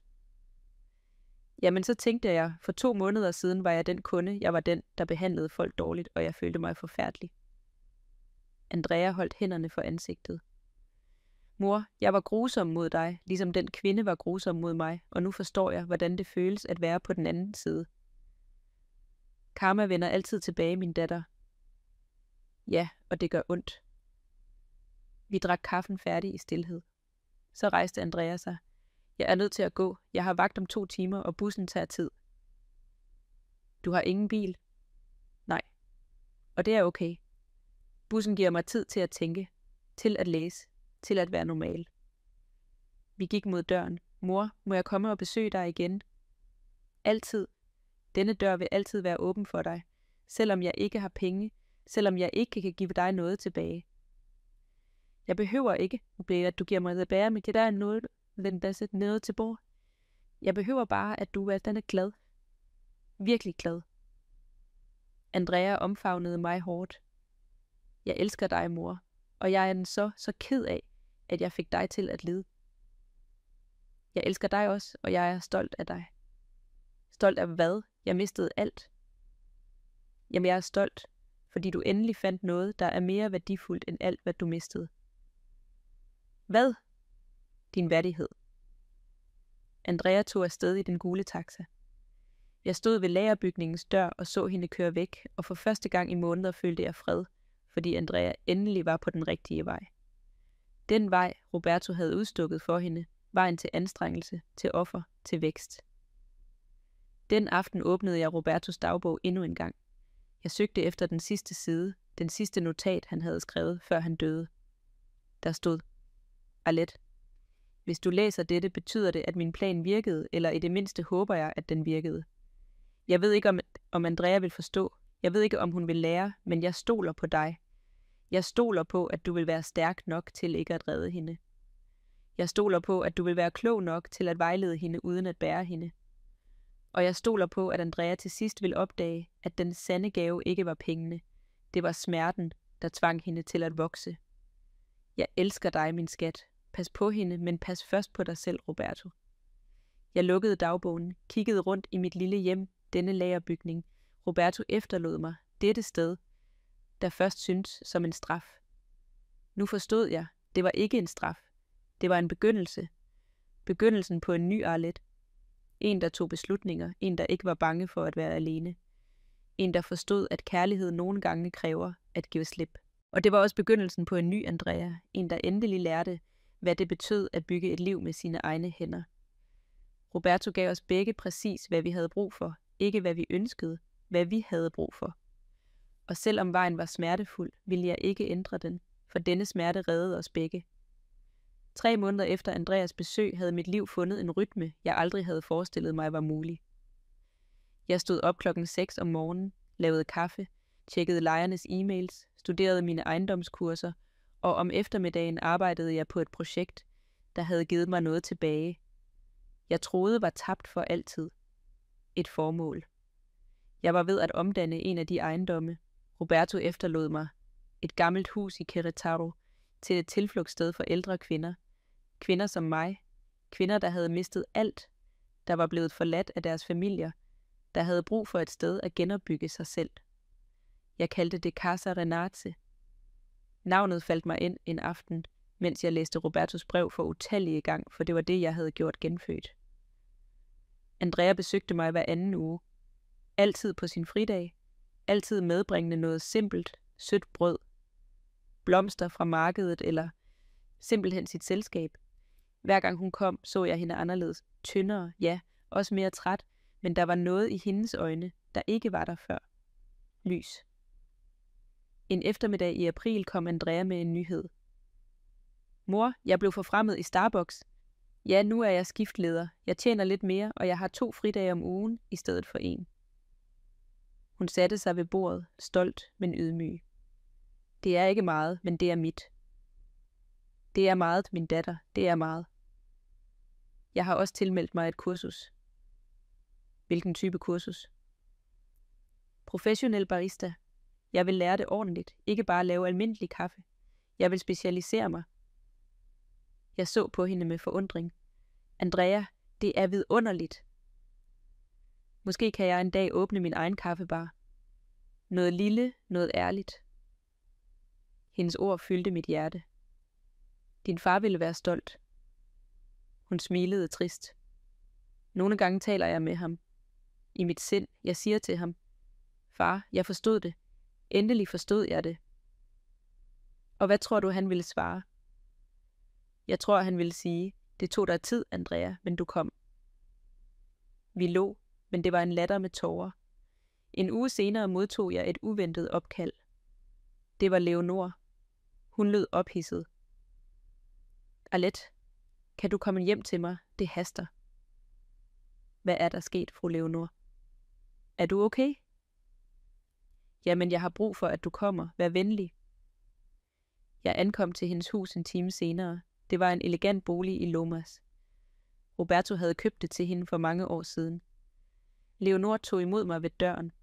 Hun så ældre ud, mere skrøbelig. Kom ind, tak fordi du kom. Hun førte mig ind i stuen. Der var en anden der, en ung kvinde i trediverne, elegant, blondt hår, grønne øjne. Arlette, hun er Gabriela Mendez. Kvinden rejste sig, rækkede mig hånden. Fru Mondragon, glædeligt at møde dem. Jeg beklager at forstyrre dem. Kender vi hinanden? Gabriela kiggede på Leonor. Leonor nikkede. Fru Mondragon, jeg var deres mands personlige assistent de sidste 3 år af hans liv. Jeg følte et tomrum i maven. Jeg forstår. Jeg kom, fordi der er noget, de skal vide. Noget Roberto bad mig om kun at fortælle dem, hvis de havde brug for det. Hvad? Gabriela tog en dyb indånding. Deres mand vidste, at han var syg for 4 år siden. Ikke 2, som brevet sagde. 4. 4 år. Ja. Og i løbet af de 4 år forberedte han alt minutiøst. Ikke kun ejendommene, ikke kun testamentet. Gabriela tog en mappe op af sin taske. Han undersøgte Andrea. Han hyrede privatdetektiver for at finde ud af præcis, hvad hun brugte pengene på, hvem hun omgåedes, hvilke værdier hun havde. Jeg følte et gys. Hvorfor? Fordi han havde brug for at være sikker på, at han gjorde det rigtige. Han havde brug for beviser, ikke formodninger. Hun åbnede mappen. Der var fotografier, kontoudtog, udskrevne e-mails. Andrea skyldte mange mennesker penge, uformelle långivere, veninder, bekendte. Roberto betalte al den gæld uden at fortælle nogen. Hvor meget? 300.000 i alt.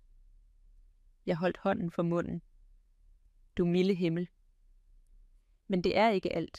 Andrea havde også forfalsket hans underskrift 2 gange for at optage lån ved at bruge Robertos ejendomme som sikkerhed. Hvad? Roberto opdagede det der i tide. Stoppede lånene, betalte bøderne og fortalte aldrig Andrea noget. Leonor afbrød med tårer i øjnene. Jeg vidste det heller ikke, Arlette. Jeg fandt ud af det for en uge siden. Gabriela fortalte mig det. Hvorfor fortæller I mig dette nu? Gabriela lukkede mappen, fordi Roberto også efterlod mig specifikke instruktioner. Han sagde til mig, hvis Andrea lærer, hvis hun ændrer sig, hvis hun bliver et godt menneske, så ødelæg al denne information. Lad hende aldrig finde ud af, hvad hun gjorde. Og hvis hun ikke ændrede sig, så skulle jeg give det til dem, så de kendte hele sandheden. Hun kiggede ud af vinduet. Men det er ikke nødvendigt, Andrea ændrede sig. Jeg har selv set hende. Hun arbejder, hun anstrenger sig, hun er en anderledes person. Så hvorfor viser I mig dette?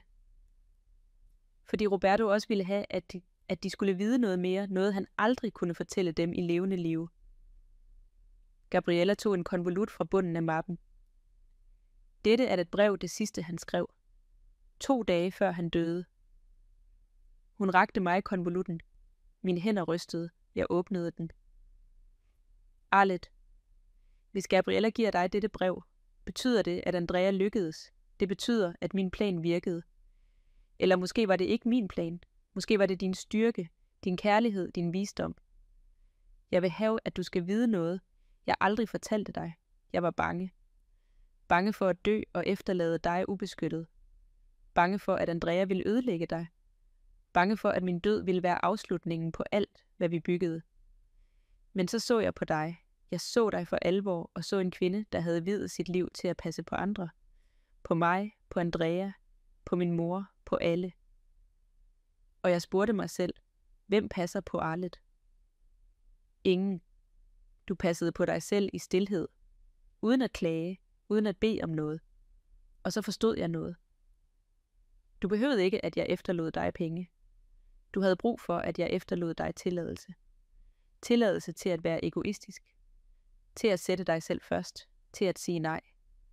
Tilladelse til at opdage, hvem du var, når ingen havde brug for dig. Derfor efterlod jeg dig lagerbygningen. Ikke fordi det var let, men fordi det var begyndelsen, stedet hvor jeg blev født som forretningsmand. Stedet hvor du ville blive født som fri kvinde. Andrea havde brug for at falde, du havde brug for at flyve, og jeg stolede på, at begge dele ville ske. Arlet, jeg elskede dig for det. Jeg elskede dig, fordi jeg så noget i dig, som du ikke så. Styrke, en tavs, ubrydelig, evig styrke. Gabriella har instruktioner om at give dig noget mere, en sidste gave. Men kun hvis Andrea ændrede sig. Kun hvis der var retfærdighed, for retfærdighed er ikke hævn, det er balance. Og nu, min skat, er der balance. Jeg elsker dig altid, Roberto. Tårer forhindrede mig i at læse de sidste linjer. Leonor omfavnede mig. Græd, min datter. Græd alt, hvad du har brug for. Jeg græd. Jeg græd for den mand, der elskede mig på måder, jeg ikke forstod, der beskyttede mig selv efter døden. Da jeg endelig faldt til ro, rakte Gabriella mig endnu en konvolut. Dette er Robertos sidste gave.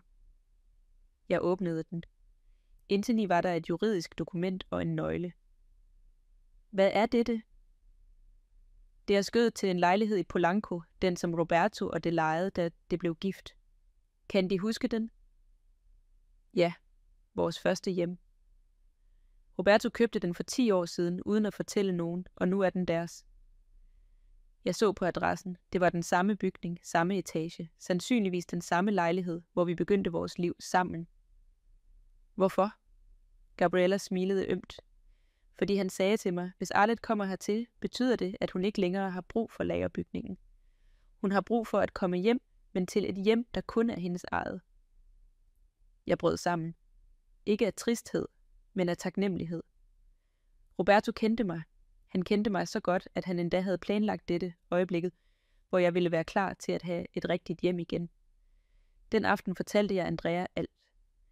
Vi sad i lagerbygningen, der snart ikke længere ville være mit hjem. Andrea lyttede tavst.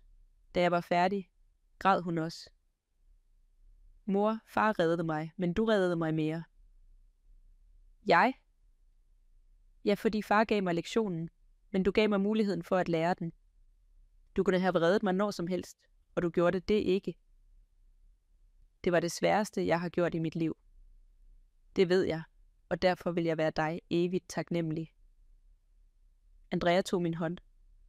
Mor, må jeg spørge dig om noget? Hvad som helst. Når jeg åbner min kaffebar, vil du så hjælpe mig? Hvordan? Med penge, med råd, med din erfaring. Du har lært så meget disse måneder. Andrea, det ville være en ære. Vi omfavnede hinanden, og i det øjeblik forstod jeg, hvad Roberto havde planlagt fra begyndelsen. Han ville ikke kun redde mig, han ville ikke kun redde Andrea. Han ville, at vi skulle redde hinanden, for det er det, sand kærlighed gør. Den løser ikke alt, den redder ikke altid. Men den skaber betingelserne for, at hver især finder sin egen vej, og til sidst krydser disse veje hinanden igen, stærkere, klogere, mere ydmyge. 2 uger senere flyttede jeg ind i lejligheden i Polanco. Den var lille, meget mindre end huset, hvor jeg boede i 30 år. Men den var min, helt min. Og da jeg åbnede vinduerne og lod lyset strømme ind, følte jeg noget, jeg ikke havde følt i årevis. Fred. Fred med min fortid. Fred med min nutid. Fred med min fremtid. Roberto var død, men hans kærlighed levede videre i hver beslutning, jeg traf, i hver lektion, jeg lærte, i hvert øjeblik, hvor jeg valgte værdighed frem for bekvemmelighed. Og Andrea var endelig fri. Fri for forventninger. Fri for let rigdom. Fri for at være den forkælede pige, der aldrig behøvede at kæmpe. Nu var hun en kvinde med hårdt hud på hænderne, med egne drømme, med en fremtid, hun selv byggede. Karma var ikke grusom mod nogen af os, den var retfærdig. Og retfærdighed, når den kommer, ødelægger ikke, den helbreder. Der er gået 2 år siden den aften i lagerbygningen. 2 år siden jeg åbnede det pengeskab og opdagede, at mit liv knap nok var begyndt. I dag er jeg 62 år, og for første gang i mit liv ved jeg, hvem jeg er. Jeg er ikke Robertos hustru. Jeg er ikke Andreas mor. Jeg er ikke den perfekte svigerdatter eller den eftergivende veninde. Jeg er Arlet. Simpelthen Arlet. Og det er nok. Jeg vågner hver morgen i min lejlighed i Polanco. Den lille lejlighed, hvor Roberto og jeg begyndte, hvor vi drømte, hvor vi var lykkelige med så lidt. Nu ser jeg på den med andre øjne, ikke længere som et sted, hvor mit ægteskab begyndte, men som stedet, hvor min frihed begyndte. Jeg spiser morgenmad ved det samme Formica-bord, som jeg bevarede fra de år. Roberto gemte det hele tiden. Jeg fandt det i lagerbygningen indpakket i plastik med en seddel, der sagde, hvis du en dag vil huske, hvordan vi startede. Han vidste det altid. Altid. Efter morgenmaden gennemgår jeg ejendommene. Tallene skræmmer mig ikke længere. Kontrakterne forvirrer mig ikke længere. Jeg lærte langsomt, med fejl, men jeg lærte. Og nu underviser jeg. Casa Renase åbnede sine døre for et år siden. Det er et tilflugtssted for kvinder over 50, der mistede alt, der blev forladt, der har brug for at starte forfra. Vi har plads til 12 kvinder, hver med sit eget værelse, sit eget rum. Vi giver dem tag over hovedet, mad, men frem for alt giver vi dem noget, ingen andre tilbyder dem. Tid. Tid til at helbrede, til at lære, til at opdage, at livet ikke slutter, når man mister det, man troede definerede en. Jeg holder workshops 2 gange om ugen. Grundlæggende administration, personlig økonomi, hvordan man læser en kontrakt, hvordan man forsvarer sine rettigheder. Kvinderne ankommer knuste, med slugte øjne, med rystende hænder, og langsomt ser jeg dem genopstå, ligesom jeg genopstod. En af dem hedder Silvia. Hun er under 60 år. Hendes søn smed hende ud af huset, efter hun blev enke. Han sagde det, at hun var en byrde. Ligesom Andrea sagde til mig. Silvia ankom til Casa Renase for 6 måneder siden. Hun talte ikke, spiste knap nok. Hun tilbragte tiden siddende i haven og stirrede ud i intetheden. Jeg sad hos hende i stilhed, for nogle gange er stilhed det eneste sprog, smerten forstår. En dag efter 3 uger talte Silvia endelig. Hvorfor hjælper du mig? Du kender mig ikke engang. Fordi nogen ville have hjulpet mig, hvis jeg ikke havde haft den held, jeg havde. Held? Kalder du det held at blive smidt ud af dit hus? Jeg kalder det held at opdage, at jeg kunne overleve uden det. Silvia så på mig med tårer i øjnene. Jeg ved ikke, om jeg kan overleve. Jeg vidste det heller ikke, men her er jeg. I dag arbejder Silvia på et bageri. Hun sparer hver en krone. Hun smiler igen og fortæller mig, at hun en dag vil have sin egen forretning. Jeg tror hende, for hvis jeg kunne, kan enhver. Andrea kommer til Casa Renase hver uge, ikke som besøgende, men som frivillig. Hun underviser i kaffebrygning. Hun lærer kvinderne at lave cappuccino, latte, espresso. Hvis de skal søge arbejde, siger hun, skal det være med viden, med ægte færdigheder. Kvinderne elsker hende, fordi Andrea forstår, hvad det vil sige at falde. Hvad det vil sige at miste alt. Hvad det vil sige at skulle starte forfra som 38-årig. For 6 måneder siden åbnede Andrea sin kaffebar. Den hedder Renase Café. Den er lille, 10 borde, en bar, vægge malet af hende selv, men den er hendes, helt hendes. Jeg investerede i forretningen, ikke som en gave, men som et lån med renter med en juridisk kontrakt. Andrea insisterede på, at det skulle være sådan. Mor, hvis du giver mig det, vil jeg ikke værdsætte det. Jeg er nødt til at fortjene det. Jeg er nødt til at betale dig lidt efter lidt. Og det gør hun. Hver måned betaler hun sin afdrag. Nogle gange hele beløbet, andre gange halvdelen, men hun betaler altid.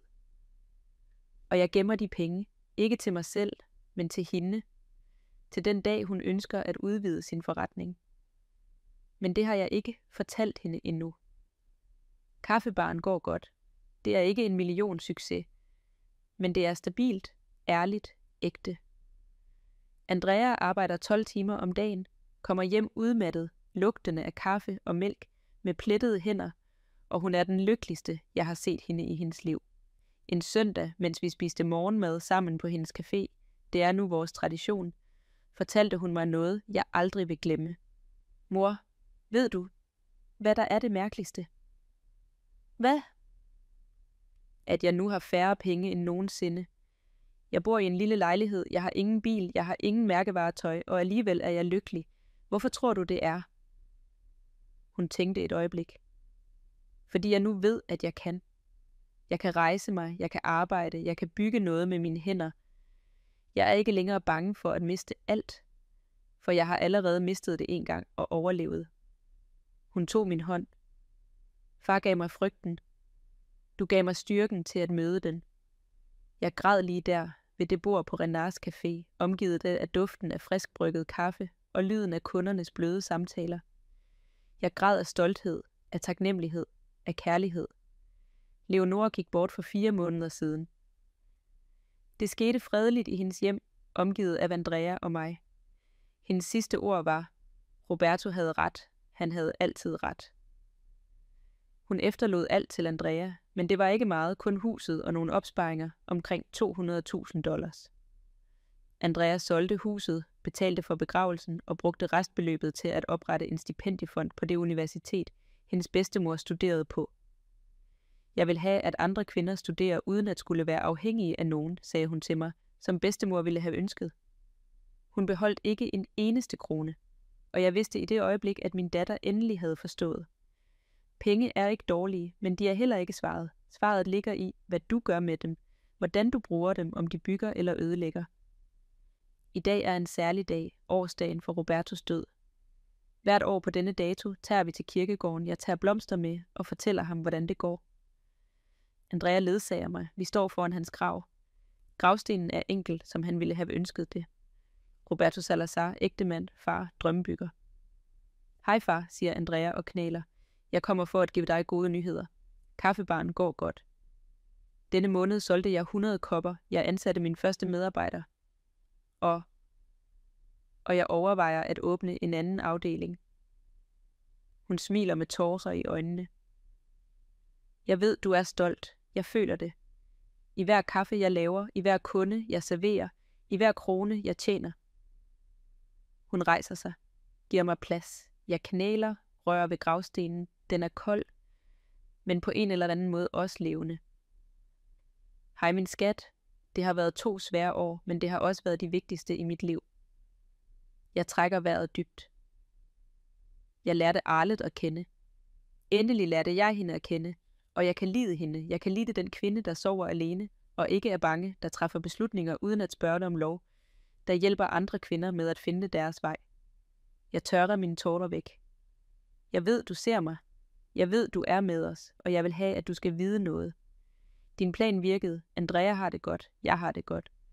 Og vi er begge sammen, men rigtigt sammen. Ikke af pligt, men af valg.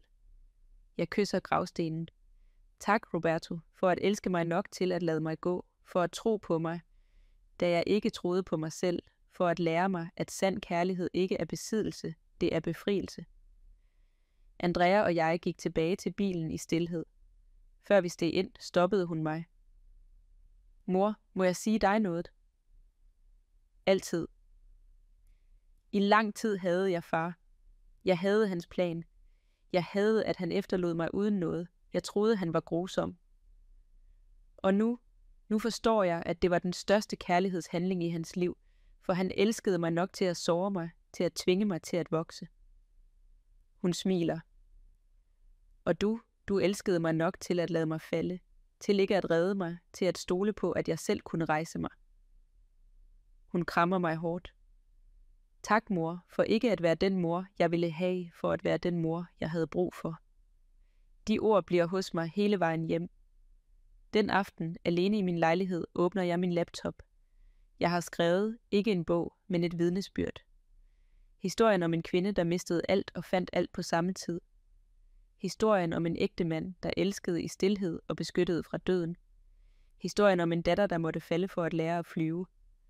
Og historien om en familie, der brød sammen for at kunne heles for alvor. Jeg ved ikke, om nogen vil læse den. Jeg ved ikke, om det betyder noget, men jeg skriver den, fordi jeg har brug for at afslutte dette kapitel. Jeg har brug for at aflægge vidnesbyrd om, at smerten, når den bruges rigtigt, ikke ødelægger, den transformerer. Jeg er færdig med at skrive, gemmer filen og går ud på balkonen. Byen er levende, lys, lyde, bevægelse, og jeg, for første gang i 62 år, føler jeg mig som en del af den. Ikke som tilskuer, men som hovedperson. Jeg kigger på stjernerne og hvisker, hvis min historie hjælper bare en kvinde med at åbne øjnene, vil det have været det værd, for det er dette, jeg har lært disse 2 år, at lidelse uden formål er en tragedie. Men lidelse med formål er visdom. Og visdom, når den deles, bliver til en arv. Dette er min arv. Ikke pengene, ikke ejendommene, ikke virksomhederne. Min arv er denne sandhed. Det er aldrig for sent at starte forfra. Det er aldrig for sent at opdage, hvem du er. Og det er aldrig for sent at vælge din værdighed frem for din bekvemmelighed. Andrea har sin café, jeg har Casa Renage, og sammen bygger vi noget, Roberto kun kunne drømme om. En fremtid, hvor kvinder ikke er afhængige af nogen, hvor kærlighed er frihed, ikke fængsel, hvor mødre lærer styrke, ikke underkastelse, og hvor døtre lærer, at et fald ikke er slutningen, det er begyndelsen. Jeg går i seng den aften med en dyb fred. Roberto er i fred. Andrea er i fred. Og jeg er endelig i fred, for jeg forstod noget fundamentalt. Livet handler ikke om at undgå smerte, det handler om at omdanne den til noget smukt. Og det er præcis, hvad vi gjorde. Roberto efterlod os kortet. Jeg fulgte det. Andrea fuldførte det, og nu er det kort tilgængeligt for enhver, der har brug for det, for vi fortjener alle at genopstå. Vi fortjener alle en anden chance, og vi fortjener alle at vide, at vi er nok, præcis som vi er. Tak fordi du lyttede til slutningen. Hvis denne historie rørte dit hjerte, del den med en, du elsker. Nogle gange kan en sådan historie ændre en hel dag. Hver dag en kvinde, en livslektion. Gud velsigne dig og på gensyn.